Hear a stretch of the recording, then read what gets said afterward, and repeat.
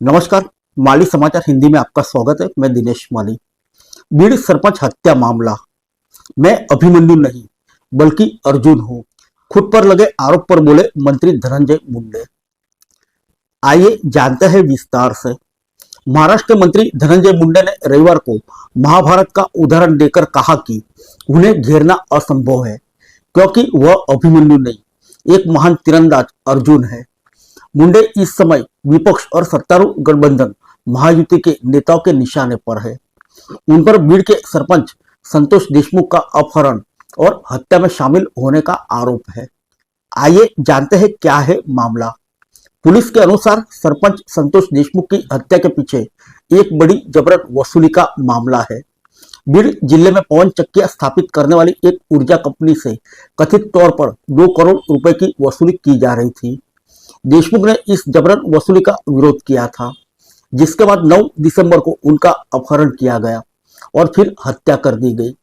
उनकी मौत के बाद मामले ने तूल पकड़ लिया, जिसके बाद 4 आरोपियों को गिरफ्तार किया गया।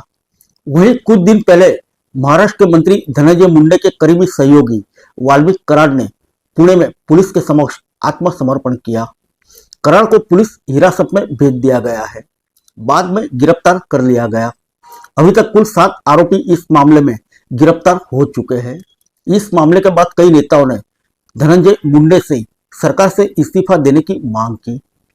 एनसीपी के विधायक धनंजय मुंडे ने शिरडी में एक पार्टी सम्मेलन में बोलते हुए कहा कि वह इस बात से ज्यादा दुखी है कि इन नेताओं में सत्तारूढ़ गठबंधन के नेता भी शामिल है।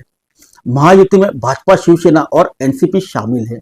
उन्होंने कहा कि कुछ नेता जानबूझकर उन्हें घेरने की कोशिश कर रहे हैं।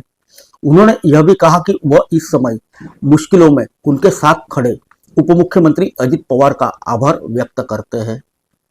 उन्होंने कहा, कोई फर्क नहीं पड़ता, मुझे घेरने की कोशिश करना बेकार होगा क्योंकि मैं अभिमन्यु नहीं अर्जुन हूं।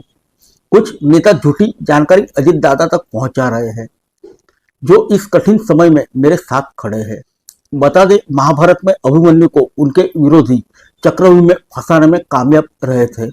उसके बाद उन्हें मार गिराया था। बता दें, धनंजय मुंडे ने इस घटना को दुखद बताया और कहा कि वह हमेशा चाहते हैं कि दोषियों को फांसी दी जाए। उन्होंने यह भी कहा कि अपराध का कोई जाति या धर्म नहीं होता, लेकिन इस घटना को लेकर जानबूझकर एक समुदाय को निशाना बनाया जा रहा है। बता दें, देशमुख की हत्या ने राज्य में हिंसक प्रदर्शन और जातिवाद पर आधारित विवादों को जन्म दिया है, क्योंकि अधिकांश आरोपी वंजारी समुदाय से हैं, जबकि देशमुख मराठा समुदाय से थे।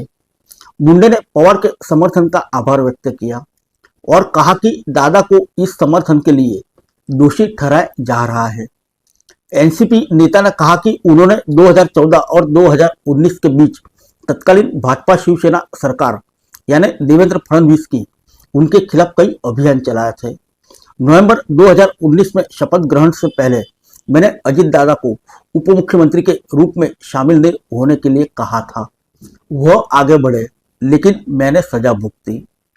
नवंबर 2019 में एक आश्चर्यजनक कदम के तहत पवार ने फडणवीस के साथ मिलकर सरकार बनाई, जो केवल 80 घंटे तक चली। पवार वापस एनसीपी में चले गए, जिसने कांग्रेस और अविभाजित शिवसेना के साथ मिलकर उद्धव ठाकरे के नेतृत्व में महाविकास आघाड़ी सरकार बनाई। 2024 के लोकसभा चुनाव प्रचार के दौरान मुंडे ने कहा कि उन्हें एनसीपी उम्मीदवार सुनेत्रा पवार के लिए प्रचार करने के लिए बारामती नहीं जाने के लिए कहा गया था, क्योंकि यह अजित पवार के लिए सिरदर्द होगा। उन्होंने एनसीपी एसपी नेता जितेंद्र आव्हाड का स्पष्ट संदर्भ देते हुए कहा कि मैं फिर बारामती में प्रचार करने गया।